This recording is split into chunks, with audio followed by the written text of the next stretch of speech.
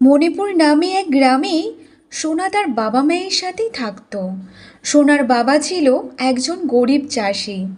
একটা ছোট জমি সবজি চাষ করে সেই সবজি বাজারে বিক্রি করে তাদের সংসার চলতো। সোনার পরিবার খুবই গরিব ছিল। কখনো কখনো তারা শুধু ভাত খেয়ে তাদের থাকতে হতো। মা, আমায় খুব খিদে পেয়েছে, আমাকে কিছু খেতে দাও। হ্যাঁ সোনা মা, আয়, আমি তোকে খেতে দিচ্ছি। মা, আজকেরও কি শুধু সাদা ভাত খেতে হবে আমাদের? হ্যাঁ সোনা মা, শুধু কয়দিন সাদা ভাত খেতে হচ্ছে আমাদের, কারণ জমিতে তেমন সবজি চাষও হচ্ছে না। তাই তো ভালোভাবে তোর বাবা সবজি বাজারেও বিক্রি করতে পারছে না। তাই তো ঘরে শুধু চাল ছাড়া আর অন্য কিছু নেই যে খাওয়ার জন্য। কোনো অসুবিধা নেই মা, তুমি আমাকে ওই শুধু ভাত দিয়ে দাও, আমি শুধু ভাত খেয়ে নেব।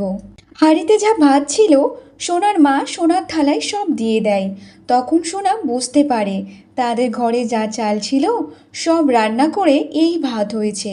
তখন সোনা বলতে থাকে, মা, আমি এত ভাত খেতে পারবো না, তুমি এখান থেকে হাফ ভাত তুলে নাও। আর এত ভাত খেলে তো আমার পেটে ব্যথা শুরু হয়ে যাবে। তুই তো বললি তোর নাকি খুব খিদে পেয়েছে, তাহলে এখন এমন বলছিস কেন ভাত তুলে নেওয়ার কথা?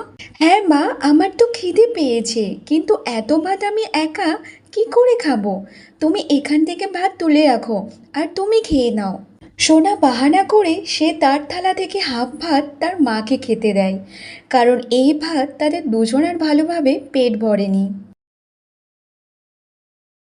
বিকালে সোনার বান্ধবীরা সোনাকে ডাকতে আসে। সোনা, এই সোনা, আয়, আমরা একসাথে ঘুরতে যাব।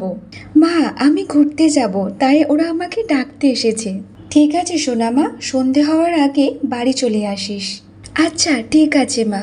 এরপর সোনা ও তার দুই বান্ধবী মিলে গ্রামের আশেপাশে ঘুরতে চলে যায়।